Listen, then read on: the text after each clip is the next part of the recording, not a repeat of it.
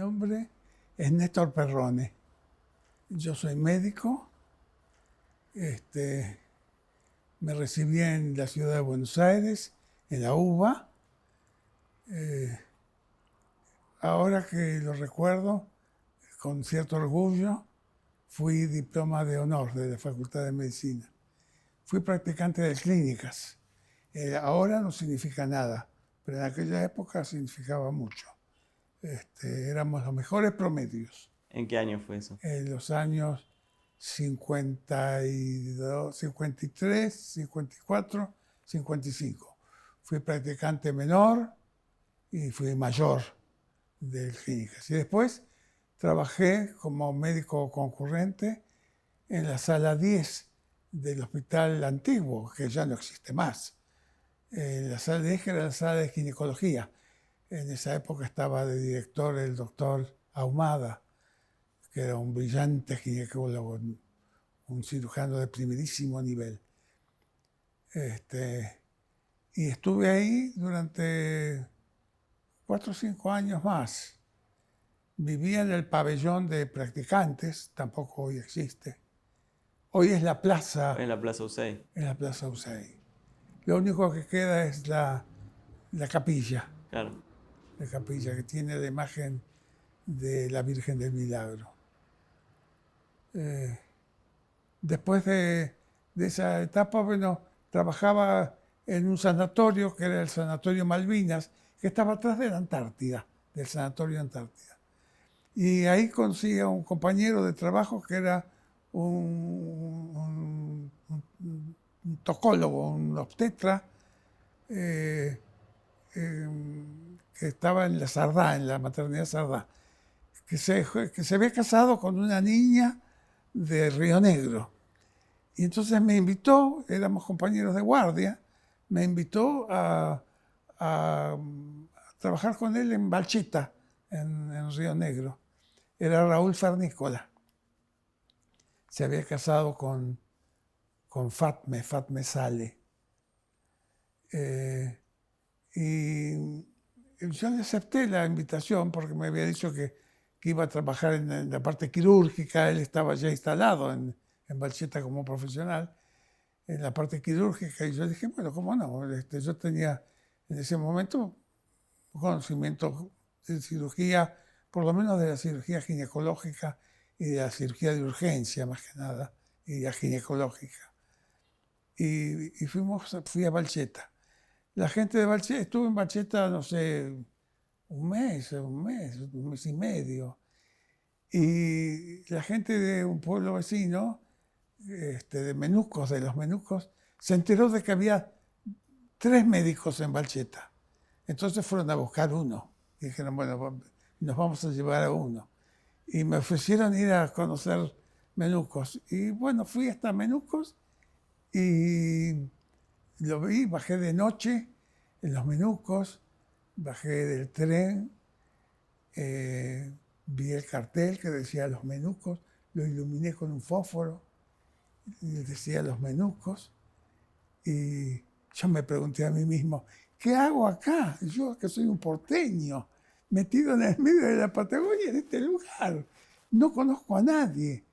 Y bueno, me arrimé hasta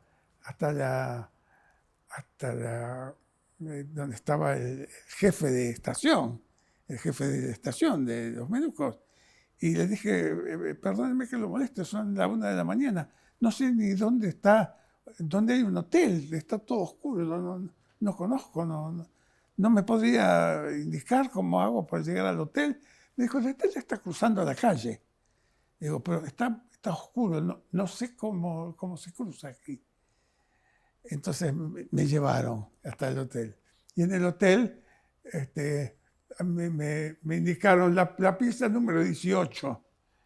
Y bueno, y entré en la pieza número 18 buscando la pieza yo directamente. La encontré, me acosté y a la mañana siguiente estaba en los Menucos.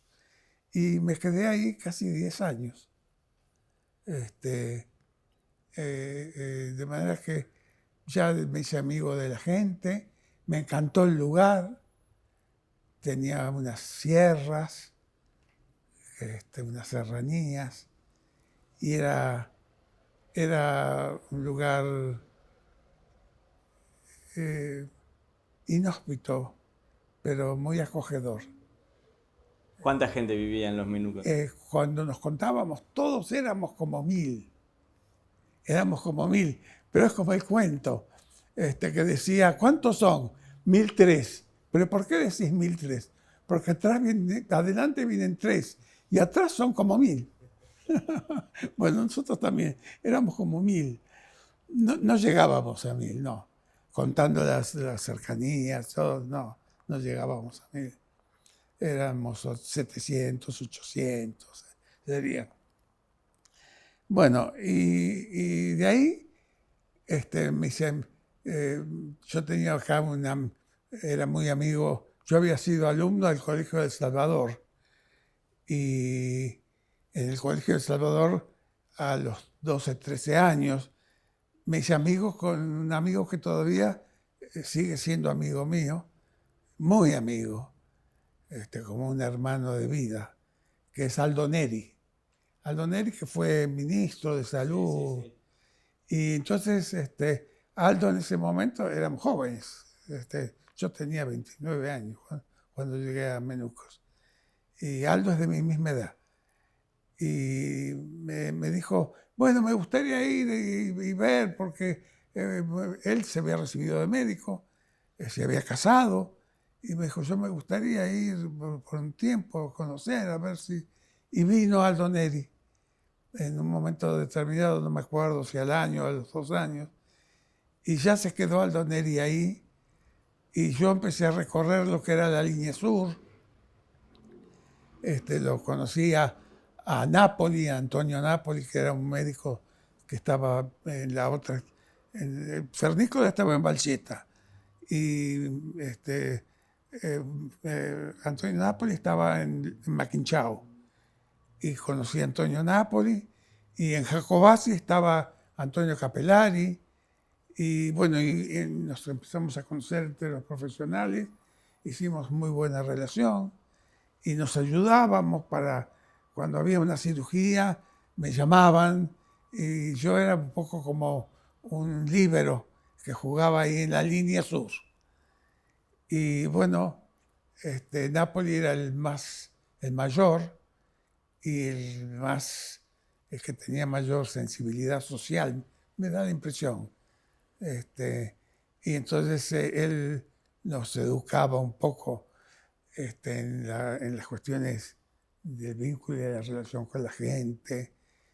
Y, ¿Por qué? ¿Cómo era eso? y cuidaba la cosa ética, tenía mucho compromiso social, se ocupaba de las viviendas, cosas que nosotros no traíamos en nuestra formación. Nuestra formación era médica, técnica médica. Nuestra formación era no seguir al paciente. El paciente me debía seguir a mí como médico. Citar nuevamente un paciente era una cosa mal vista éticamente cuestionable, porque era como estar generando demanda. Después me di cuenta de que era totalmente al revés. Pero bueno, vino una pediatra que venía de Viedma, Susana Brescia, y me vio atender y me dijo, no, atendés muy bien, sos muy buen profesional, atendés muy bien a los pacientes, está muy bien, pero tenés que cambiar la forma de atenderlos, porque si vos no lo controlás al niño y no controlas periódicamente la talla, el peso, el crecimiento, etc., el chico seguramente, si no educas a la madre, no le enseñás la forma de la crianza y la preparación del biberón, si tiene que cambiar, etc., si vos no controlas ese tipo de cosas, el niño rápidamente se te va a venir abajo. tenés que llamarla y decirle, una vez por mes tienes que venir a verme y volverla a controlar y seguirlo de cerca con la curva de peso y todo lo demás. Dije, esto es como un cambio copernicano en mi forma de atender, porque yo veía pasar la tos convulsa, el sarampión, todas las prevenibles por vacuna, y yo atendía a todos los pacientes, pero no se me ocurría ir a vacunarlos. Y esta pediatra me dijo, no, así no se trabaja de otra forma. Y ¡buah! De repente aprendí a trabajar con comunidades, que es distinto de ser un buen profesional médico. Una cosa es atender a una persona cuando está enferma y otra cosa es cuidar de la salud de una población. Y me gustó esa idea. Y Nápoli también lo entusiasmó Neri. Neri vino primero, hizo un curso de médico sanitarista en la Escuela de Salud Pública, y al poco tiempo Neri volvió y se quedó en Viedma y se transformó en el presidente del Consejo Provincial de Salud. ¿En qué año era eso, se acuerdan? 1970, 60, 65. 1965. A los 3 años de eso, en el 68, yo fui a hacer el curso de salud De Salud Pública a la UBA. en la UBA. Y cuando ya no volví a Menucos. Fui a Viedma y estaba en el nivel central, trabajaba en el nivel central. Y hubo un cambio de gobierno, no me acuerdo qué pasó, hubo un cambio de gobierno y la gente de Nación, en esa época estaba Holberg y Mondet, eran los Secretario y subsecretario. y subsecretarios de salud. Y Onganía estaba propiciando todos los procesos de regionalización del país. Estaban las regiones de desarrollo, el NOA, Alnea, Centro, Patagonia, Comahue, etc. Y había creado delegaciones sanitarias.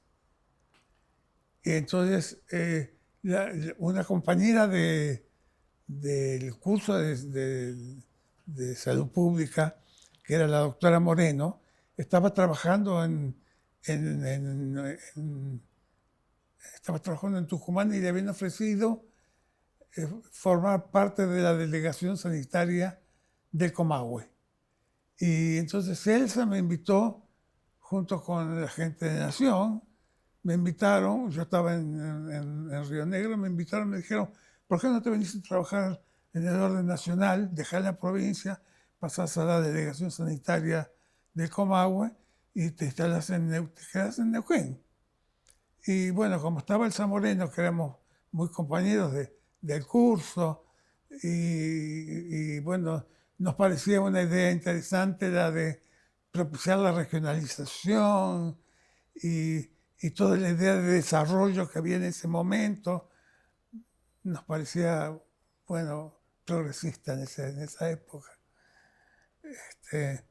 Bueno, acepté y junto con Aníbal Franco, que estaba trabajando en Río Negro, después fue decano de la UBA.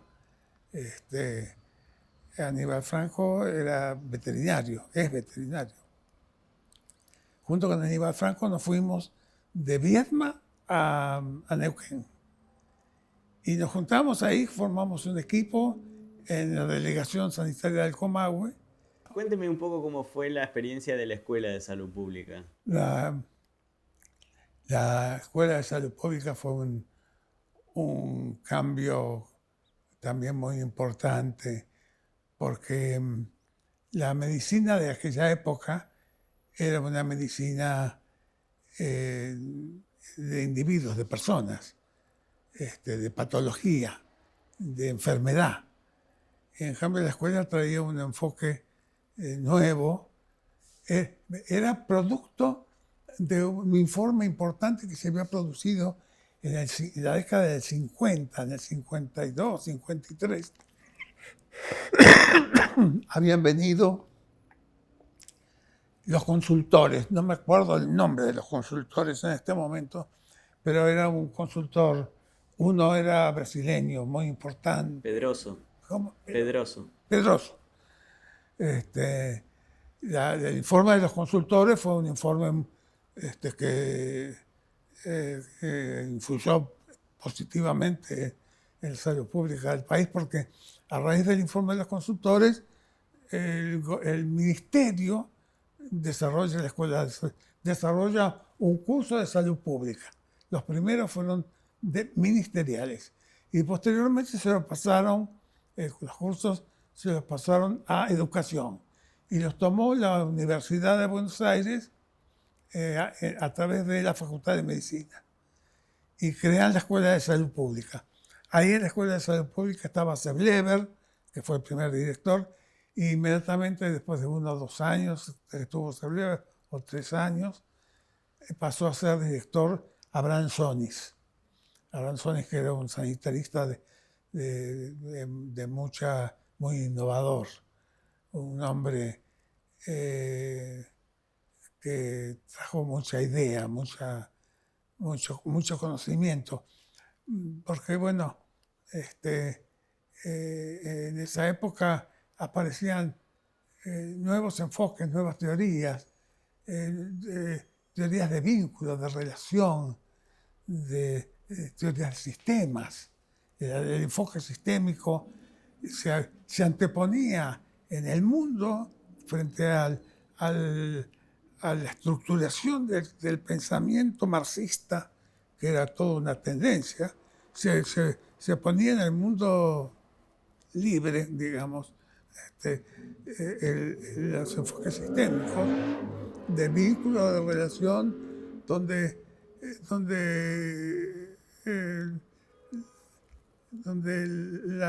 el fenómeno interactivo era tan importante como las partes.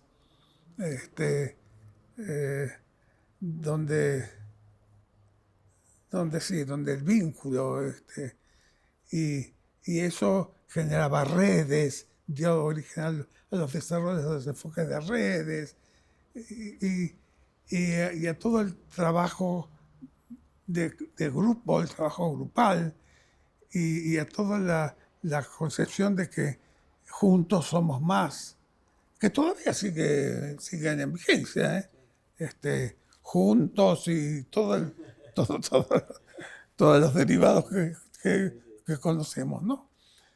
¿Por qué? Bueno, porque es verdad que para la solución de ciertos problemas basta un individuo, basta una persona. Para problemas individuales, uno puede resolver un montón de problemas individuales, pero cuando los problemas son colectivos, se hace muy difícil que uno solo resuelva los problemas de muchos. Y esa concepción exige el esfuerzo de varios para alcanzar logros. Y entonces la aparición del trabajo en equipo es una cosa muy, muy, muy fuerte en ese momento. Bueno, todas estas ideas que por otra parte, y todos los cuestionamientos que se hacían, hay que ver que en el 68 había habido un cambio en Francia importante, ¿cómo se llamaba? Le Rouge, no me acuerdo. Bueno, uno de los pensadores, uno de los muchachos que cuestionó la Universidad Francesa. Daniel el Rojo. Daniel el Rojo, sí. Daniel el Rojo. Así. Bueno, eso llegó. ¿Cómo se llamaba? Daniel Cohn-Bendit. Cohn-Bendit. esos enfoques llegaban a Argentina 3, 4 años después, 71, 72. Y en estas ideas del sanitarismo moderno, la OPS, ¿qué papel tenía? La OPS era muy importante, porque la OPS, digamos, no estaba politizada, primera cosa. Había desarrollado, era un desarrollo de carácter técnico y había propiciado con los grupos centrales. Hay que ver que se mezclan en momentos históricos. La reunión de Punta del Este había propiciado todo el desarrollo de la planificación. En Chile ya había una escuela que había comenzado con los procesos de planificación. En Bogotá, no me acuerdo si era Bogotá o si era en Colombia o en Venezuela, los grupos que estaban habían desarrollado el CENDES, el modelo En Venezuela. en Venezuela, un modelo de planificación. Brasil tenía ya su gente preparada. La planificación era todo una concepción también nueva. Eh, eh, Estas cosas se fueron juntando y bueno, dieron como resultado que mucha gente del campo político las tomara. Onganía fue en ese sentido fue un dictador, pero tenía propiciaba todo este tipo de desarrollos. No, pero me escapé de la pregunta. No, era esa la pregunta. ¿Cuál era el papel de la OPS? La OPS tomó, este, ¿Quién eran los referentes? ¿Se acuerdan? ¿qué eran Los los referentes. referentes? Y ahí estaba Barrenechea, que era el de planificación, estaba un brasileño, que ahora no me acuerdo el nombre. Y había mucha gente de América Latina, muchos nombres de América Latina, no los tengo tan presentes. Y yo fui parte de ese grupo.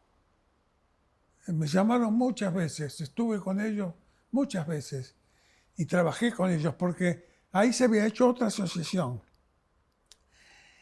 Toda era ideológico y era a la vez político, este, porque, y era a la vez económico, porque la OPS propiciaba todos estos desarrollos como parte del compromiso de Punta del Este de desarrollar los procesos de planificación, etc.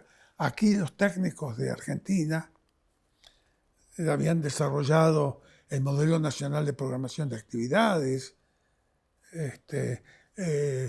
los desarrollos de los modelos de complejidad hospitalaria.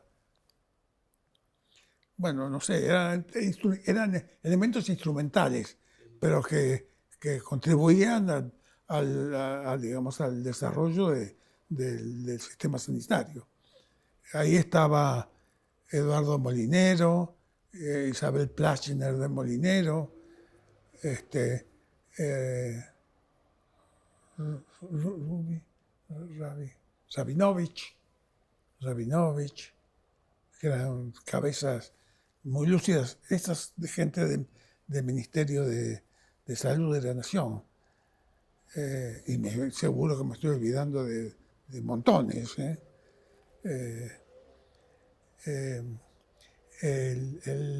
Te decía, OPS, a la vez que desarrollaba todos estos componentes técnicos, OPS tenía vínculos con los bancos, con el Banco Interamericano de Desarrollo, y con el BID, y no me acuerdo si era también con el Banco Banco Mundial, Banco Mundial. Banco Mundial, ¿no? Se llamaba Banco Mundial. Yo fui varias veces consultor, íbamos a los países que estaban, digamos, bueno, que requerían apoyo técnico y que estaban en esa lucha que había entre la izquierda y la derecha, entre Estados Unidos y Rusia en ese momento, y China. Yo fui a Barbados, fui a México, fui a Guyana, viví 6 meses en Guyana, preparando todo el plan de trabajo de guyanés para que la República Cooperativa de Guyana, que estaba en ese momento muy influida por China y por Rusia, bueno, entraba por primera vez el dinero de apoyo del Banco Interamericano de Desarrollo y la cooperación técnica de la OPS que tenía sede en Washington. Toda esa Menezunda era América Latina en ese momento. Cuba y Costa Rica, ¿no? Cuba intentando ya avanzar sobre otros países y Costa Rica desarrollando todo un modelo de planificación y de integración del sistema público de salud. Cuba desarrollando un servicio, Chile desarrollando un servicio, Argentina proponiendo un modelo de programación que, bueno, un modelo nacional de programación de actividades que no resultó. Fue interesante como ejercicio mental. Pero todavía faltaba maduración. Y la maduración llegó después, porque eran enfoques técnicos muy tomados del campo de la cuantificación. Era muchos números y poca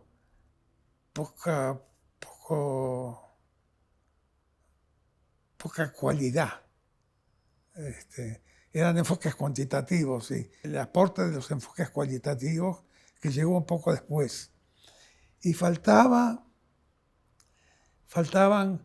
conceptos más fuertes todavía para la parte social, como era el de los conceptos de equidad. La planificación no tenía el concepto de equidad muy bien desarrollado. La planificación de los 70, la primera. Después sí, la disminución de diferenciales, etcétera, apareció un poco después. Y no estaba el concepto de derechos, el concepto de ciudadano, de ciudadanía, que vino después, como parte de la maduración de lo que es el bienestar y el desarrollo, ¿no? Y entonces, volviendo un poco, después de salud pública, usted vuelve. Después de salud pública, no. Yo después de eso me quedé en Neuquén. Me quedé en Neuquén, después de que me fui de los Menucos, me fui a Neuquén y me fui a trabajar en la delegación sanitaria de Comahue.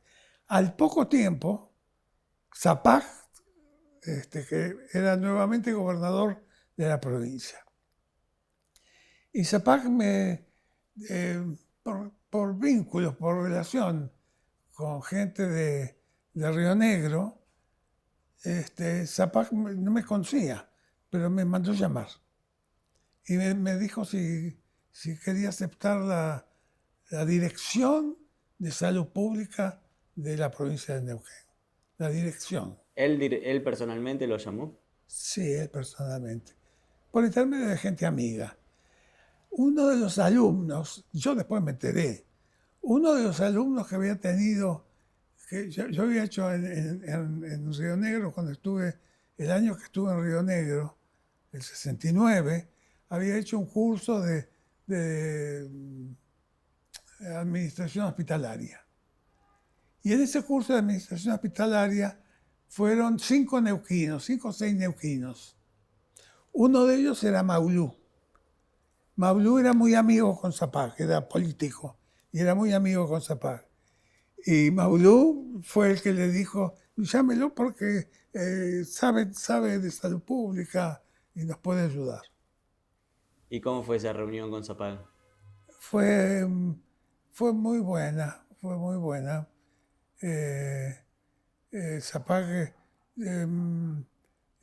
estaba preocupado, me dijo, mire, estoy muy preocupado con el hospital, que el hospital no trabaja bien y estoy muy preocupado con la muerte de los niños en la provincia de Neuquén, que se mueren más de 100 por 1000 nacidos vivos.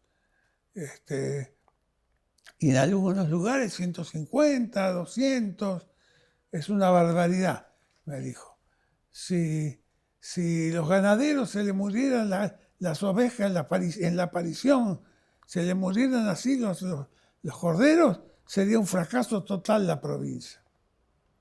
Pero como son gente, nadie le da importancia. Entonces yo quiero que eso se solucione. Me dio esas dos indicaciones. El hospital Neuquén, que no le gustaba cómo funcionaba, y la mortalidad infantil. Me dijo, sí, le doy 3 meses para que usted conozca la provincia y me traiga una idea, un plan para ver qué es lo que hay que hacer. Me dio 3 meses. Y yo, bueno, en esos 3 meses le dije, ¿puedo llamar a la gente que me ayude? Sí, llame a quien le parezca, los contrata, los trae a la provincia y que lo ayuden. Bueno, fui y, bueno, primero reconocí el grupo que había en Neuquén, que no había mucha gente, pero había alguna gente, había. Y había algunos que eran muy interesantes porque eran vacunadores, vacunaban. Y a mí la parte de vacuna me interesaba. Estaba Osvaldo Pellín. No, Osvaldo todavía no estaba. Sí, estaba Osvaldo Pellín. No estaba. No. Estaba Morán, que dirigía la parte de saneamiento ambiental. Morán, estaba Zabaleta, que también estaba en la parte de saneamiento. Estaba un muchacho que se llamaba Guisini, que estaba en la parte de atención médica. Bueno, y como me dio libertad y me dijo, sí, llame quien quiera llamar, llame. Póngase de acuerdo con el ministro, que es el doctor Alberto Del Vaz. Alberto Del Vaz era médico, había sido médico en Cutralcó, era un médico joven, muy entusiasta, y también me dio libertad, me dijo, sí, llame a quien. Bueno, la primera que le dije a Elsa Moreno, ¿querés venir a trabajar conmigo en Neuquén? Sí, me dijo, vamos. Y después estaba una enfermera que estaba ahí, que era Dina Tomio, excelente Dina Tomio. Y Osvaldo Pellín y Horacio Lores estaban trabajando en ese momento en el Mar del Plata, en el hospital de Mar del Plata, y les dije si querían venir a trabajar a la provincia, se prendieron en los dos inmediatamente, se vinieron a trabajar a la provincia. Aníbal Franco, que había venido conmigo de Río Negro, le dije que quería venir a la provincia. Se vino a la provincia de Neuquén. Había, al principio había algunas cosas que verdaderamente uno no sabía nada. Porque uno cuando hace los cursos aprende las cosas, aprende muchas cosas de teoría, qué sé yo, pero las cosas prácticas después no. Me acuerdo que en esa época La Nación tenía digamos, la política de planes contra, contra dinero. Si usted presentaba un plan, ellos le daban la plata. Así que había que, plata contra proyecto. Había que presentar un proyecto. Y bueno, con Elsa nos dedicábamos a hacer proyectos para sacar plata de la nación, porque nos estaban ofreciendo. Me acuerdo que una vuelta Elsa y yo habíamos preparado un plan de salud rural y vinieron la gente de Nación a vernos y fuimos a buscar el plan con Elsa y Elsa lo traía en la mano, todas las hojas las traía en la mano. Y cuando salimos para subir a la camioneta, un viento fuerte, ¡bum!, le arrancó el plan y voló por la Patagonia. Bueno, está en la Patagonia, Elsa, vamos a decirle lo que nos pasó y les contamos lo que queremos hacer. Voló, me acuerdo como si fuera ahora, volaban las hojas porque vivíamos en un lugar que era desértico, totalmente desértico. Y bueno, quedó ahí el plan. Pero después se afincó el plan. Y bueno, esa gente, cada uno colaboró brutalmente. Todos estaban dispuestos a hacer un cambio. Dina Tomio tomó la parte de Dina Tomio, era enfermera, profesional, y ella, en ese momento, el 80% de las enfermeras eran empíricas. O sea, habían dejado, como decían, dejó la escoba y agarró la jeringa. Eran mucamas que pasaron a ser enfermeras. Y bueno, en un año, en 2 años, armó el curso y bajó inmediatamente. Las empíricas pasaron a ser auxiliares de enfermería. Y muchas auxiliares de enfermería las mandó a profesionalizar. Y vinieron a Buenos Aires, a Córdoba, y se profesionalizaron. Y otras hicieron, después, con el tiempo, hicieron la licenciatura. Y entonces quedó una estructura, nadie más entró a enfermería si no tenía alguna formación previa. Me acuerdo que Felipe Zapag me había dicho, yo tengo que nombrar a alguna gente, porque yo tengo compromisos políticos. Entonces, por favor, señor, usted, si quiere nombrar a alguien, usted mándemelo, el que tenga que nombrar. Pero yo le voy a ver los antecedentes. Si no tiene los antecedentes completos, yo lo voy a poner a estudiar. Y si estudia y se recibe, lo incorporamos. Bueno, me dijo, está bien. Transó, porque él quería nombraba a Dios y a María Santísima. Él quería nombrar gente. Y le dije, los profesionales no. Los profesionales los selecciono yo. Bueno, los seleccionan ustedes, está bien. Seleccionan ustedes. ¿Y cuáles fueron los lineamientos de esos primeros 3 meses? Y los primeros 3 meses fue toda la parte de la regionalización, el armado de la regionalización. Y el nombramiento de los jefes zonales. Los 5 que habían ido a Viedma a hacer el curso se transformaron en jefes zonales. Ahí estaba Cedelia, estaba González, estaba Antonio García, estaba, no me acuerdo cómo se llamaba el que estaba en Zapala. Bueno, no me acuerdo ahora. Bueno, eran 5 zonas y cada uno de ellos fueron los jóvenes que habían hecho el curso de directores de administración hospitalaria, pasaron a ser jefes zonales. Los jefes zonales tenían que reconocer sus áreas, tenían que reconocer los establecimientos, hablar con la gente. Empezó todo un proceso de normatización. En el nivel central, Dina Tomio empezó con toda la parte de enfermería. La gente de atención médica, Elsa Moreno, que era una pediatra de primerísimo nivel, normatizó gran parte del cuidado del niño y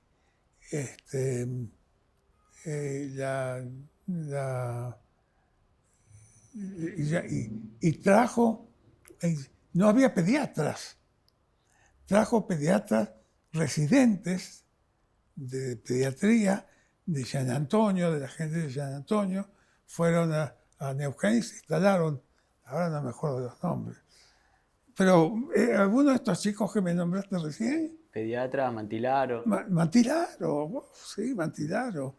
Y el otro que me nombraste vos. Bulgarelli. ¿Cómo dijiste? Bulgarelli. Bulgarelli. Esos eran residentes de pediatría de la época que vinieron y trajeron la pediatría, llevaron la pediatría a Neuquén. No había pediatras. ¿Te imaginas vos? Eran los médicos que tenían, no había neonatología, no había pediatría. Los médicos éramos médicos generalistas. Y esa gente armó el servicio de neonatología del hospital. Mantilaro fue uno de ellos. Mantilaro y su mujer. La mujer era Brasa, se llamaba. Una gente muy linda. Eran hermosos chicos. Eran lúcidos y inteligentes. Bueno, esos hicieron el cambio. Esos trajeron a su vez otros residentes y se hizo la residencia dentro de médicos rurales. Para entrar había que hacer primero la residencia de médicos rurales en Neuquén y después pasabas a ser médico rural, que te insertabas en los establecimientos. Nadie más entró sin capacitación. El proceso de regionalización fue una cosa muy importante. El proceso de normatización fue también muy importante. ¿Por qué? Porque así como se normatizó la parte de pediatría, se llamaba, la norma estaba puesta por gente, se llamaba a los mejores que había en el país para que nos ayudaran a hacer la norma. San Antonio fue y dijo, esto se hace así. Y entonces nosotros cuando los médicos decían, no, ¿qué? Esto ando a discutir a San Antonio, querido. No me digas nada a mí, porque yo no tengo nada que ver. Es una norma que puso un pediatra y vos sos otro pediatra. Entonces, bueno, eso ayudaba mucho. Alimentación, vino una nutricionista, una dietista nutricionista que armó todos los planes de la comida de los hospitales. Porque se pedía cualquier cosa, uno pedía 14 docenas de huevos y el otro pedía una docena de huevos. Y bueno, ¿qué entiendo? ¿Cuántos huevos se comen en un hospital? Yo no tenía la menor idea. Bueno, que venga una nutricionista, vino y querido, hay que respetar el conocimiento de las profesiones. Vino y en poco tiempo cada establecimiento sabía cuánto se podía pedir de cada cosa. En la parte de edilicia había toda una parte, 2 arquitectos que fueron de primer nivel también, Bertoni, no sé si lo pudieron ver, Sí, lo vimos a Mario Bertoni. Mario Bertoni, y su mujer, que era una belleza de persona, Liliana Montelefort. Ellos se armaron todo el plan de remodelación y de ampliación y obras nuevas de la provincia. Yo les estoy muy agradecido porque nadie creía. Cuando íbamos con los arquitectos, la gente de los hospitales nos miraba, no, ya vinieron 20 veces, no quisieron nada. Pero esa vuelta Zapag estaba dispuesto a hacerlo. Y bueno, y nos dio toda... uno de los secretos del cambio fue el apoyo que teníamos de Zapag, del ministro del VAS y del ministro de Economía, que era Pedro Salvatori. Pedro Salvatori, que después fue gobernador de la provincia. Y esa gente apoyó muchísimo. Ellos tenían, en ese momento la provincia tenía, como parte del desarrollo de los consejos del CONADE, así como estaba el Consejo Nacional de Desarrollo, CONADE, estaban los consejos provinciales, los COPADE, Consejo Provincial de Desarrollo. Neuquén tenía un Consejo Provincial de Desarrollo, y los del Consejo Provincial de Desarrollo hicimos buenas migas, buenas relaciones, éramos más o menos la misma gente. Y bueno, ellos también nos ayudaron mucho, pero el apoyo y la ayuda de Zapag nos firmaba las licitaciones, y nosotros le llevábamos la licitación y Zapag nos firmaba la licitación sin mirarla. Ponía la firma. Sí, nos tenía una confianza total. ¿Y cuán importante era la salud para Zapag? Muy importante. Pues Zapag al principio, cuando iba por los... Zapag salía con toda la comitiva, nos llevaba a todos a galopar por la provincia.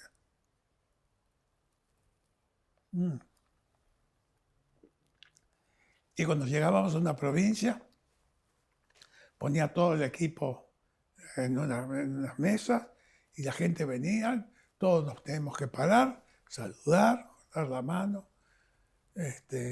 y en un galpón, ahí recibía al pueblo, recibía a la gente, y la gente venía y decía lo que tenía que decir. Me acuerdo, uno dijo, porque nosotros necesitamos que nos traigan el agua acá, que viene con un aparato y traen el agua, pues el agua está sucia. Y disculpen que yo hable así porque yo hablo así. Pero te decía lo que tenía que decirte, que venía el agua en malas condiciones. Y Zapag los atendía y después me decía, doctor, hable de la hidatidosis, cuéntele cómo se transmite eso con los perros y qué cuidado tienen que tener. Me paraba y tenía que hablar de la hidatidosis, explicar lo que había que hacer, mucho cuidado con esto, cuidado con tirar las vísceras, había que darle una charla, o te preguntaba de cualquier otra cosa, o llamaba y decía, doctor,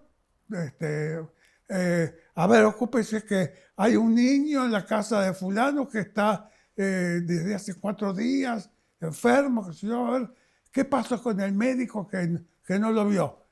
Entonces yo tenía que llamar al médico y decir, ¿qué pasó que no lo atendiste? Te movilizaba todo el aparato. Y yo llamaba al jefe de zona y decía, che, ¿No vieron que hay una criatura que está hace 4 días y no lo sacaron de ahí? Movilizaba, era altamente movilizante.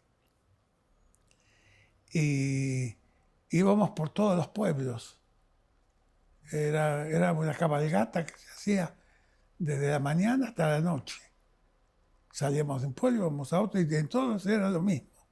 La misma rutina. Y Felipe Zapag me decía, bueno, acá que tendríamos que hacer una sala de primeros auxilios. Y entonces iba a decir, bueno, ¿en qué lugar la vamos a poner? Y decía la gente, pues hay un terreno bueno por acá que no se inunda, qué sé yo. Entonces iba a Zapag y se iba caminando, y íbamos todos con él, y llegaba a Zapag y decía, bueno, de acá hasta acá, con el pie marcaba la sala de espera, de acá hasta acá. Y entonces dije, no, señor, así no se hace un hospital. Espere, no se preocupe que yo le voy a traer el plano, los arquitectos, vengan los arquitectos.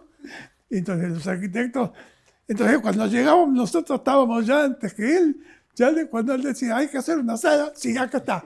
Sí, le mostrábamos los planos para que él diga, este es el plano que quiero que hagan. Y después él decía, este es el plano que quiero que hagan. Y decía, hemos traído leche para la leche. Al principio bajaba la leche y decía, pues reparta la leche. Y le daban la leche a todo el mundo. Digo, no, señor, la leche es para los desnutridos, para los menores de 1 año, para los desnutridos y para las embarazadas. Para nadie más, no es para las escuelas.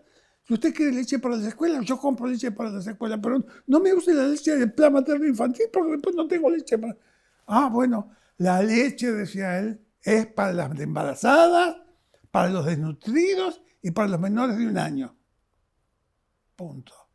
Él aprendía, tomaba las palabras y él te imaginabas con la fuerza que imponía, porque era el gobernador, y un gobernador muy querido, un gobernador que había sido 3 veces gobernador. Era muy querido Zapag. Y bueno, con ese proceso de normatización se fue imponiendo una forma de trabajo. Por ejemplo, había toda una dinámica nueva para los profesionales. Los profesionales eran responsables no solamente del hospital, sino eran responsables del hospital y su área poblacional. Entonces tenían un área donde estaban las poblaciones. Nosotros aprendimos de memoria porque yo no conocía todas.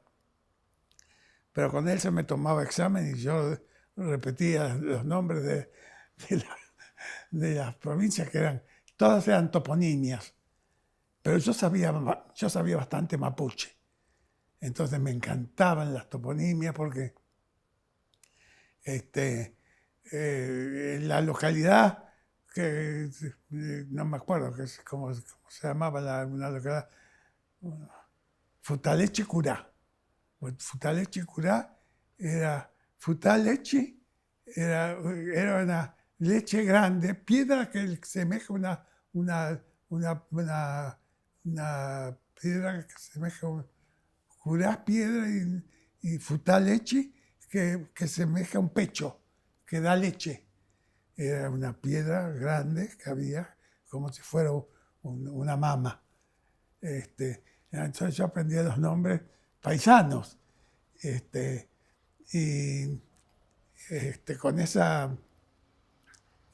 Con eso teníamos, y del VAS también conocía muchísimo en el interior. Y miraba los planos, teníamos los planos. Ahí, esos son los documentos que eran los documentos primeros que hicimos. Están el plan, no decía, eran bastante simples. Después, si quieren, se los muestro para que uno imagine un poco más de lo que se habla, porque estaba escrito, quedó escrito. Cada área tenía sus poblaciones, tenía sus escuelas, y estaban identificadas. Entonces, cuando llegamos a a las áreas. Bueno, venía el médico el médico rural, que estaba en el área. Habíamos traído muchísimos médicos de Buenos Aires, del interior de Córdoba, que eran residentes, habían hecho la residencia y estaban algunos me acuerdo que fue a Andacollo, me parece que era. Sí, Andacollo. Fue a Chosmalal y de Chosmalal a Andacollo. Y tenía yo dije, andate hasta allá y después de ahí te vas a Andacollo, ahí está la casa, hay una casa para el médico, te instalás ahí. Y cuando llegó estaba nevando, y había nevado un montón, y el muchacho se fue a caballo, sin saber nada, pasó por un lugar que era La Puntilla, se llamaba La Puntilla, que era todo un camino, un sendero, todo que bordeaba todo, y llegó hasta Andacollo. Y dije, "Uy, Dios mío", y yo le dije que fuera. No, qué bárbaro, qué responsabilidad. Pero él llegó. Después lo fui a ver, pero yo fui en avión, en una avioneta.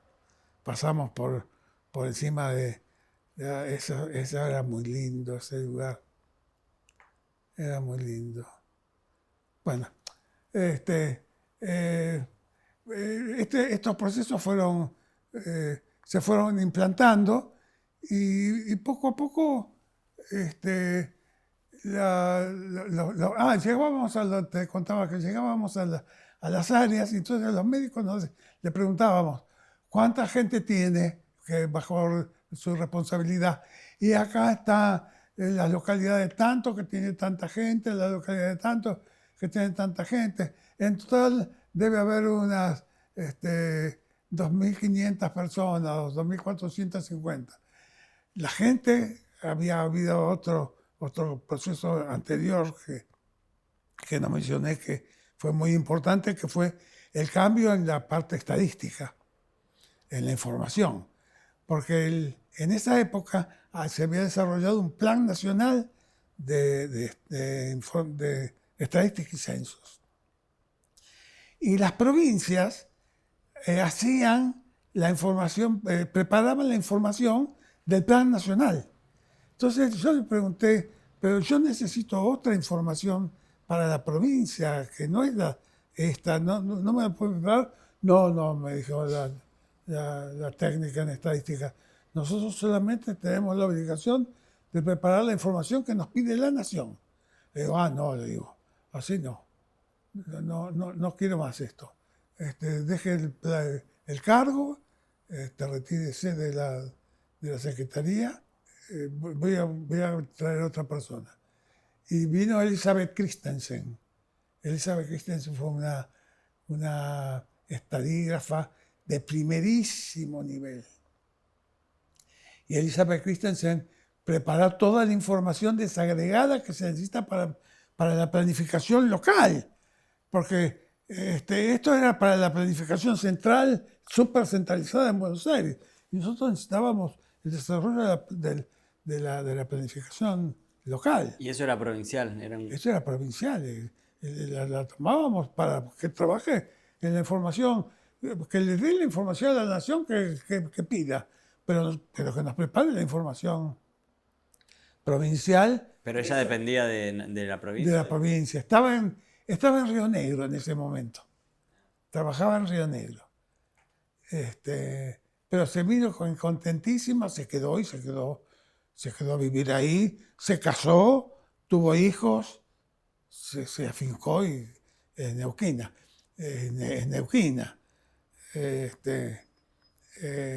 Elizabeth Christensen, si vos la ves, es una escandinava. Es típicamente escandinava. Y se afincó como si fuera nativa de ahí, del lugar. Y bueno, ella desagregó toda la información, que era la información que después se la pasábamos había un plan, un programa que se llamaba Programa de Reuniones Periódicas.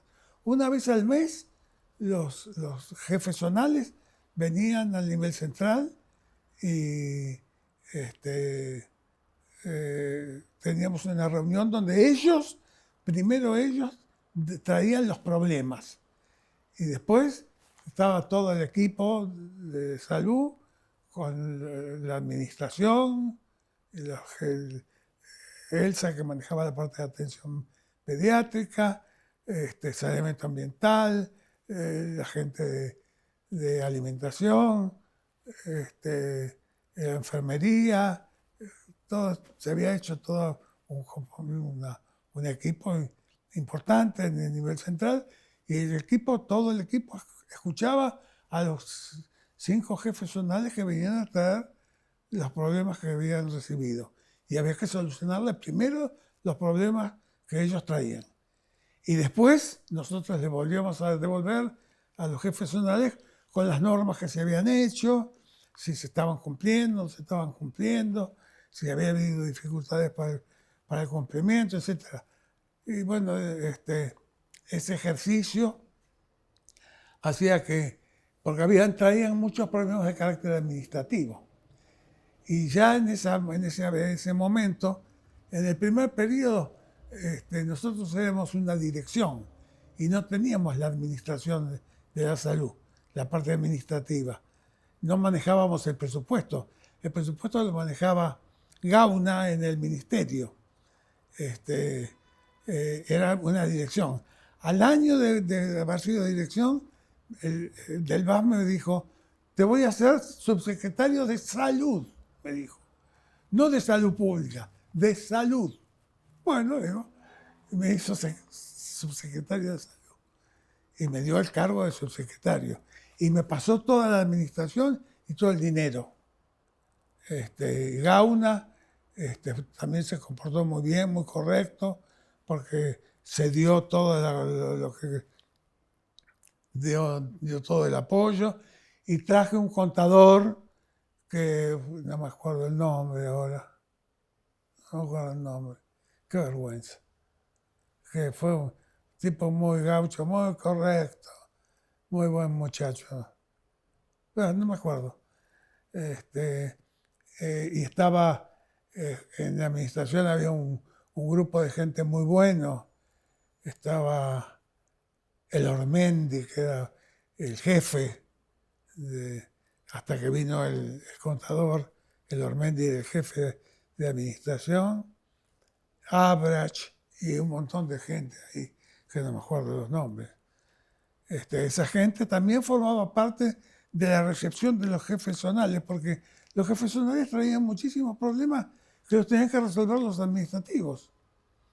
Que se me rompió la camioneta, que hay que cambiarle la rueda, cuesta tanto. Bueno, querido, hagan la licitación, compren las cosas, no sé cómo se hace.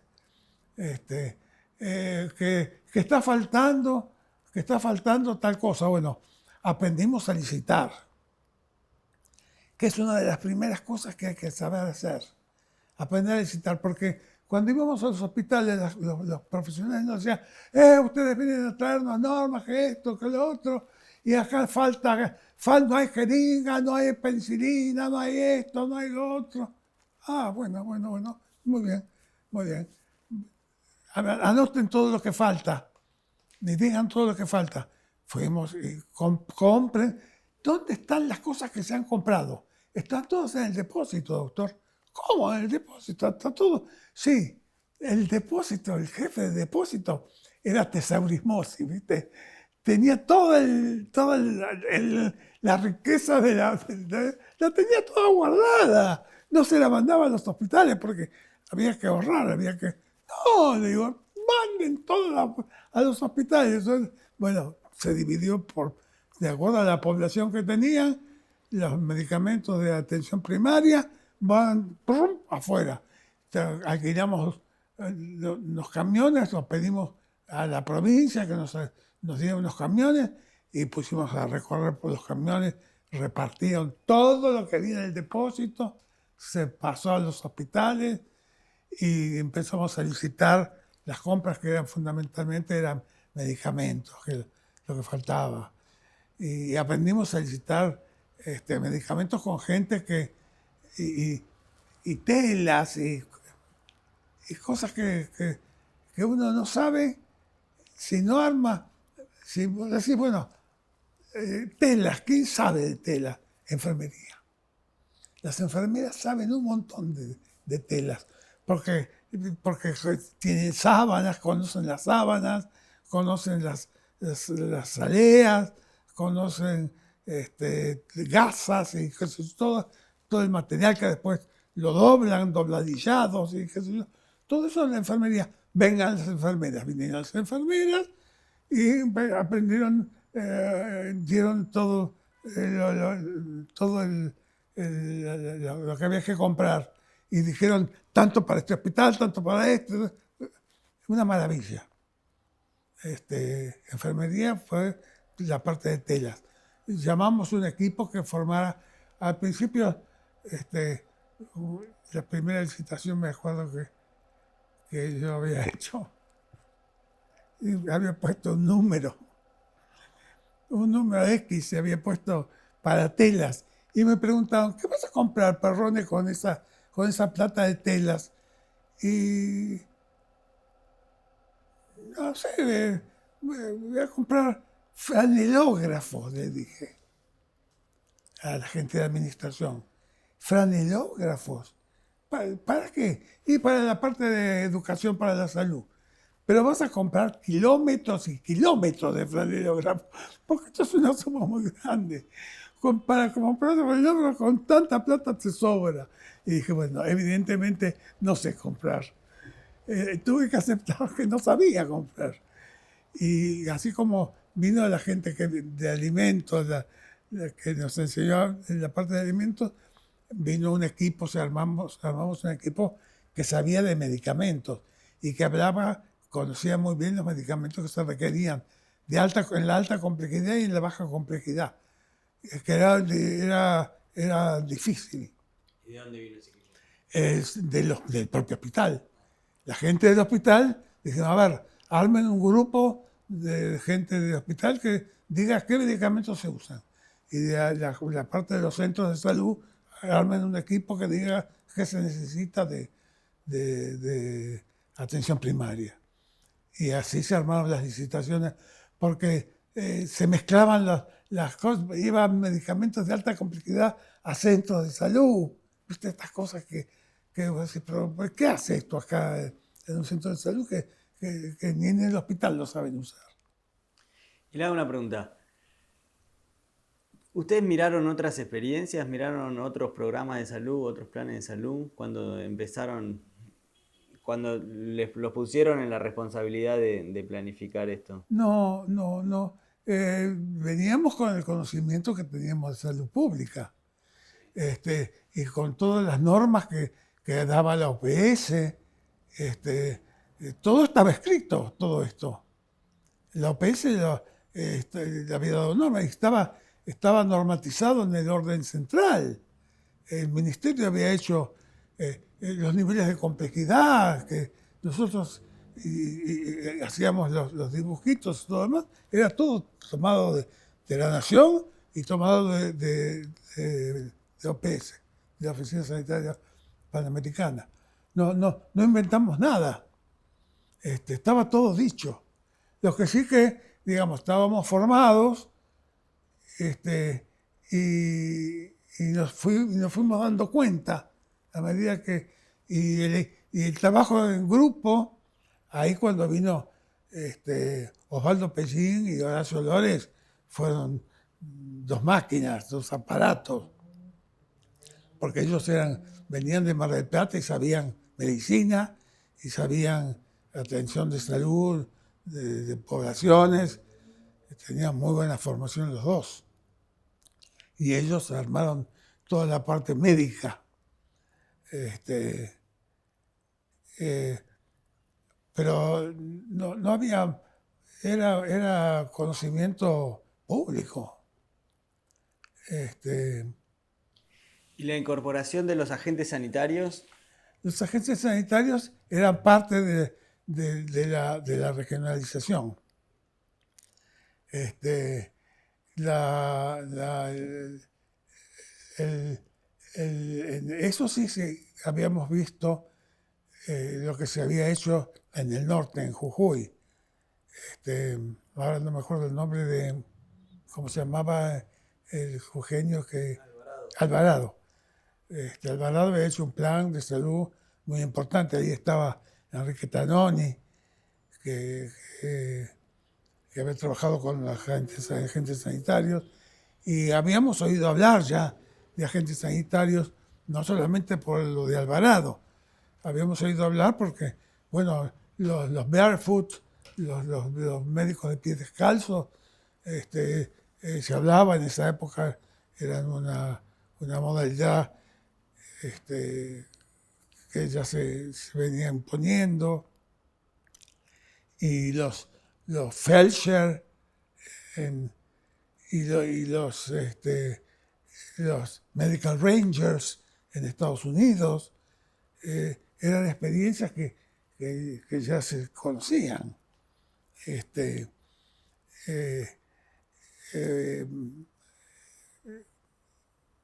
Digamos que con el mismo criterio que nos dijo, hagan lo que ustedes crean que es conveniente. Cuando dijimos, vamos a poner agentes sanitarios, Cepagán dijo, sí, cómo no, gente de la comunidad. Yo los elijo. No, un momento. Porque él siempre quería poner su gente. No, bueno, diga quiénes. Entonces nos decía, fulanito. Y esa gente le dábamos un curso breve, me parece que eran 3 meses. Y después eran gente del lugar, que quedaban en el lugar. Muchos de ellos después se incorporaron al sistema. Porque en verdad no eran del sistema los agentes sanitarios. Los agentes sanitarios debían ser agentes de la comunidad. Pero es muy difícil tener gente de la comunidad que trabaje gratuitamente y que se deje controlar y que haga lo que uno le dice. Finalmente terminaron siendo agentes del sistema personal del sistema de salud. Y les pagábamos alguna cosa, me parece, no estoy muy seguro. Muy poco, pero algo recibían. Y eran muy importantes, porque todo ese proceso de descentralización, porque digamos, la norma venía del Ministerio de Salud de la Nación, era centralización normativa, descentralización ejecutiva. Esa era la norma. Y nosotros hacíamos lo mismo a nivel provincial, centralización normativa, descentralización ejecutiva. Es el jefe zonal junto con los directores, y los directores junto con los profesionales, y junto con el personal, y junto con los agentes. Entonces, había toda una línea de bajada y había toda una línea de subida que nos traían los problemas. Los jefes zonales se reunían y nos traían los problemas que tenían con los directores y con los profesionales, etc. Era un juego propio de la regionalización. Y ahí los agentes sanitarios, este proceso descentralizado, generaba ingresos de dinero en los pueblos, porque el hospital aumentó el personal. Como nos daban carta blanca para nombrar gente, nosotros hicimos un estudio de todos los hospitales y los centros y comparamos contra los modelos teóricos y veíamos qué faltaba. Y bueno, y ahí propusimos, falta estas categorías, falta capacitar en esto. Ese juego hizo que creciera el plantel de personal, y eso era un ingreso, cuando entró toda esa gente, era un ingreso de dinero a las localidades. Y ese dinero con ese dinero se compraban insumos que usaba el hospital como alimentos, frutas, verduras,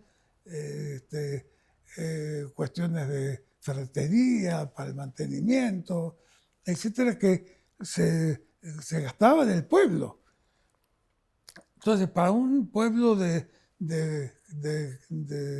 1000 habitantes, un ingreso de dinero mensual seguro en salarios era una cosa importante. Contribuía al desarrollo local.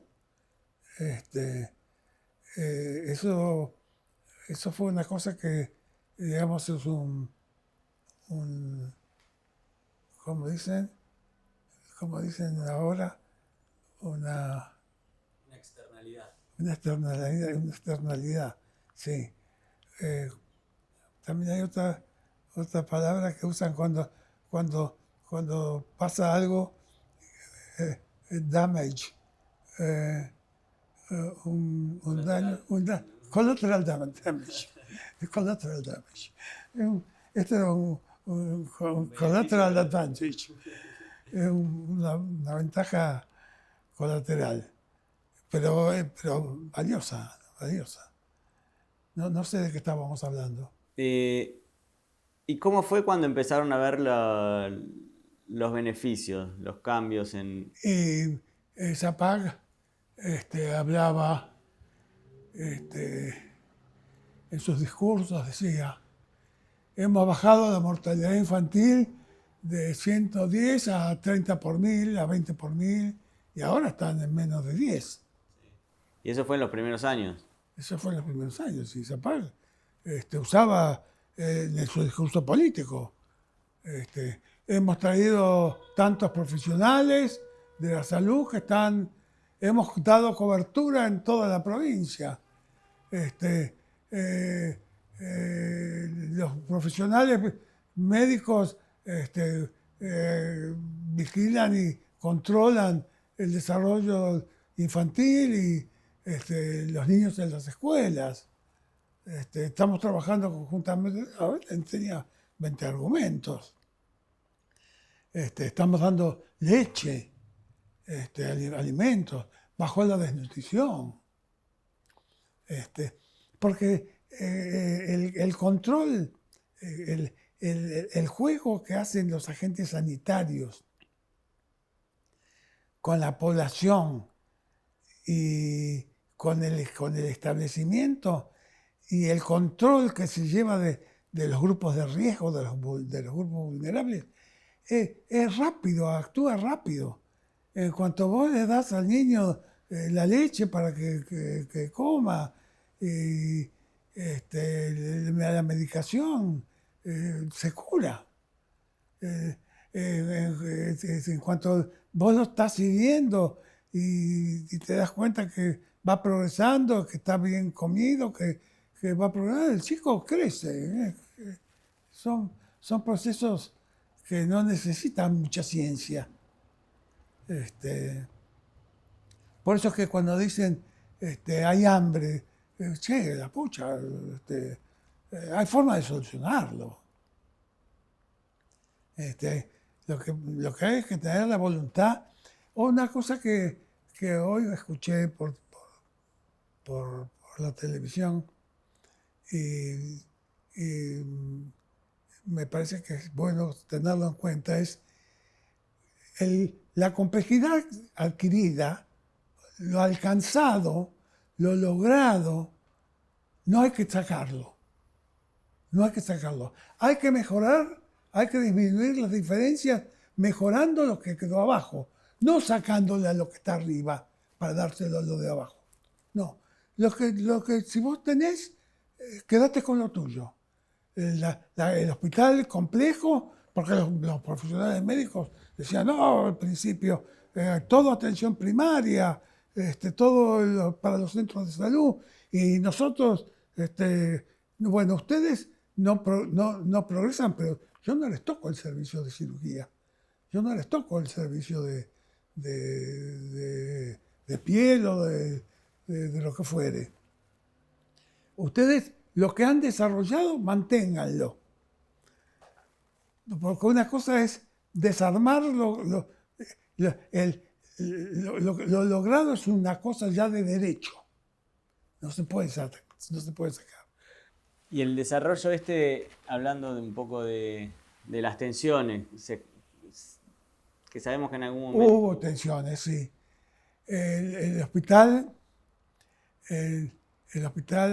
los profesionales del Hospital Neuquén y la Asociación Médica de Neuquén tuvo al principio una actitud de oposición. Se oponían. En cuanto notaron de que el sistema regionalizado les traía a los pacientes de alta complejidad a la alta complejidad, y lo que se daba en la periferia llegaba al establecimiento complejo, y que esa derivación prestigiaba el servicio de alta complejidad y prestigiaba a los profesionales de alta complejidad, porque así como le llegaban pacientes del sistema público, también le llegaban pacientes privados para sus consultorios. Cuando tomaron conciencia de que la optimización del todo mejora las partes, bueno, dijeron qué interesante que es este aparato, y se plegaron. Pediatras, había 2 o 3 profesionales que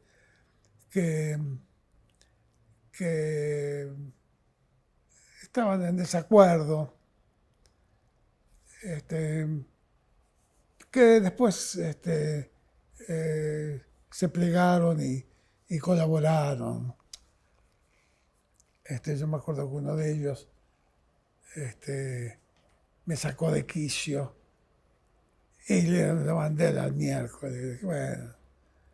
Y entonces fui y le dije a Zapag, mire, fulano de tal del hospital me llamó por teléfono y verdaderamente tuve un exabrupto, lo mandé a la miércoles. Me dijo, no se preocupe, me dijo, eso es muy frecuente acá. Como no le di ninguna importancia. Y me dijo, yo de tanto en tanto me peleé también con Monseñor, con Monseñor, ¿cómo se llamaba Monseñor? Era un cura muy bueno. De Nevares. De Nevares. Yo de tanto en tanto me peleé también con Jaime. Bueno. ¿Y qué relación? ¿Ustedes tenían relación con Jaime? Sí, yo tenía relación con Jaime. ¿Cómo era eso? Era muy correcto, muy amable. Pero Jaime salía al interior y te armaba un despelote vivo, porque volvía y decía, acá falta tal cosa, allá falta tal otra, estuve en tal lugar y pasa esto. Y bueno, decía pero como lo hacía público, se paga por ahí. Pero después era muy correcto, muy amable. E ideológicamente, el encuadre de la iglesia, ¿cómo? No, la iglesia no se metió con nosotros en ese sentido. El problema en ese momento más ideológico estaba entre o la medicina pública o el desarrollo de las obras sociales. Y en Neuquén se había creado el ANDOS, que era la Asociación Neuquina de Obras Sociales, un hospital muy importante. Y entonces entre el ANDOS, que era de obra social, y la medicina pública, había sido una cierta rivalidad. Que la medicina pública lo superó amplísimamente al ANDOS. Y el ANDOS terminó siendo un hospital público. ¿Y de dónde tomaron ustedes el modelo de dedicación exclusiva? Y era también de la OPS, y porque nos parecía que que había una mayor lealtad de los profesionales y que le evitábamos esa dualidad de tener que estar luchando por el paciente, tratando de sacar a veces pacientes del hospital para llevarlos al consultorio. Vos ocupaste de pleno y los muchachos que venían, todos aceptaban con mucho agrado ser de dedicación exclusiva, de dedicación completa. ¿Y quiénes eran los referentes de esa postura? ¿Ustedes en quién se referenciaban? En esas discusiones, ¿ustedes a quién tomaban como referente del servicio de salud? ¿A quién tomábamos como referente? Claro, No, estaba bueno, esa pelea sistema o servicio. Usted me dice, nosotros elegimos servicio. servicio. Pero era una elección personal de la provincia. Era el gobierno de Felipe Zapag era un gobierno del Estado. Y Felipe Zapag quería que sus hospitales funcionaran lo mejor posible. Y el servicio nos parecía a los técnicos que éramos, nosotros éramos como un grupo técnico que estaba en la ejecución. Era como si dijéramos, Felipe Zapag y Del Vaz eran los líderes que decían de la salud, de los derechos, que esto. Y nosotros éramos como los managers, los gerentes que ejecutábamos. Pero éramos gerentes, hacíamos la administración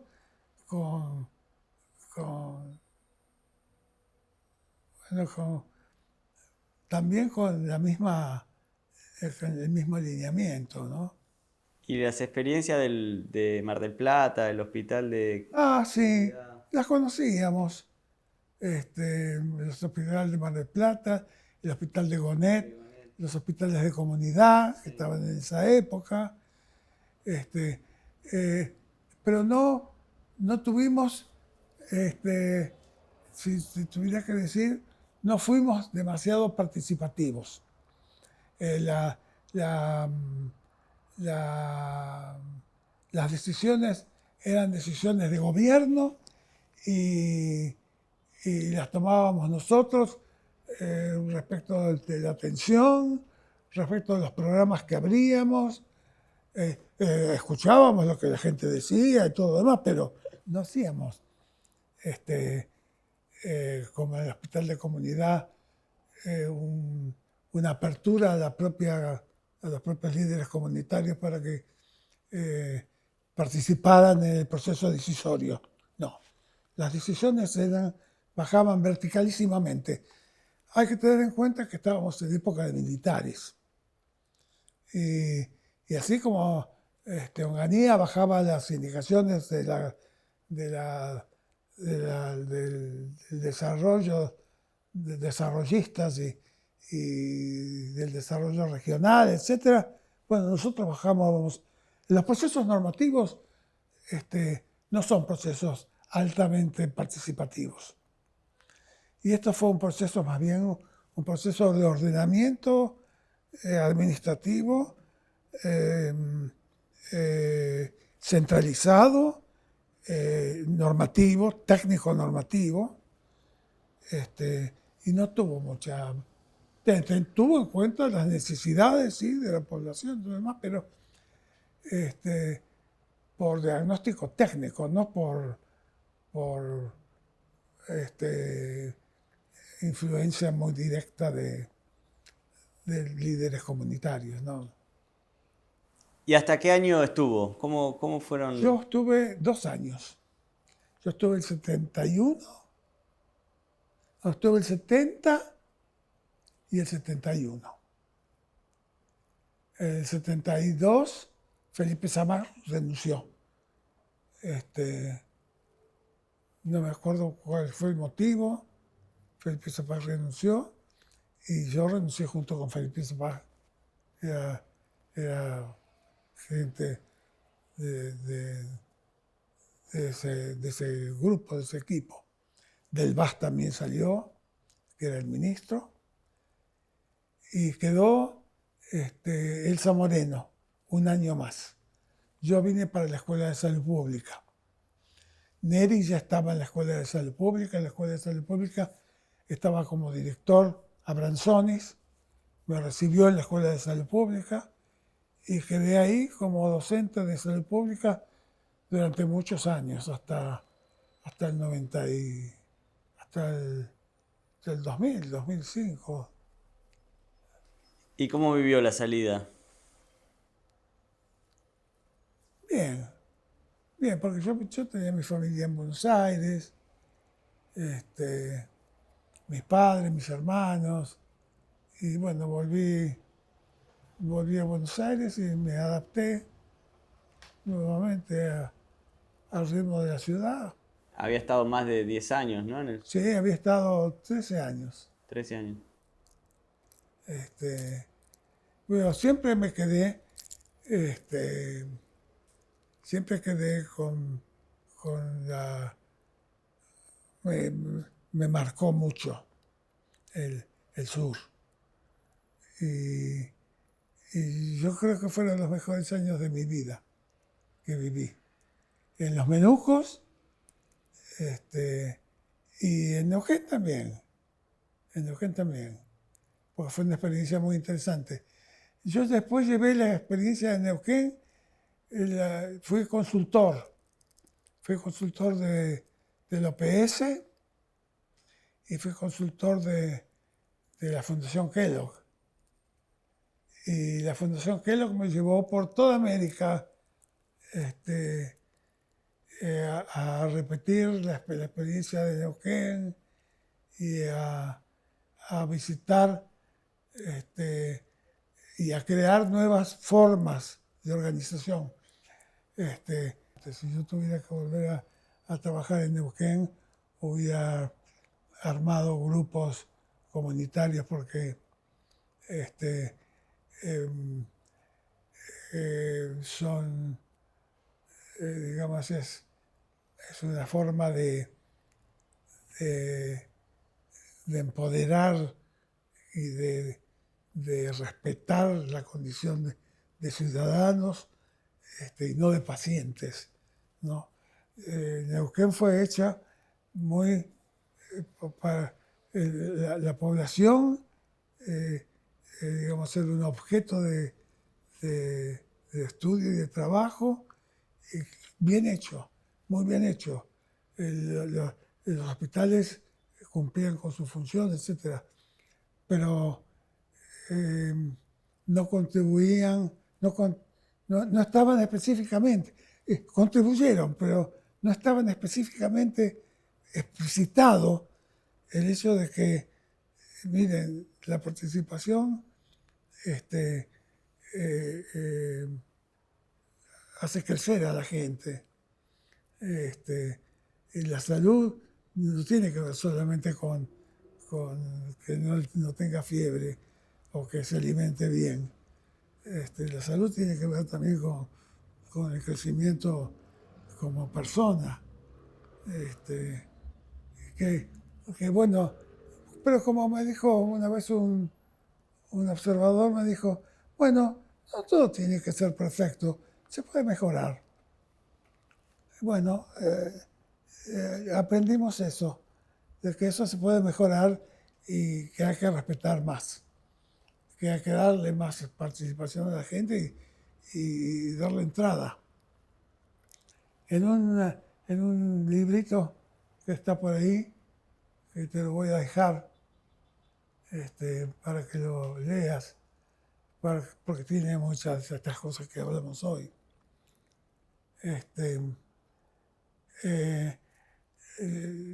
Al principio en el prólogo dice que la salud, la democracia tiene sus tiempos.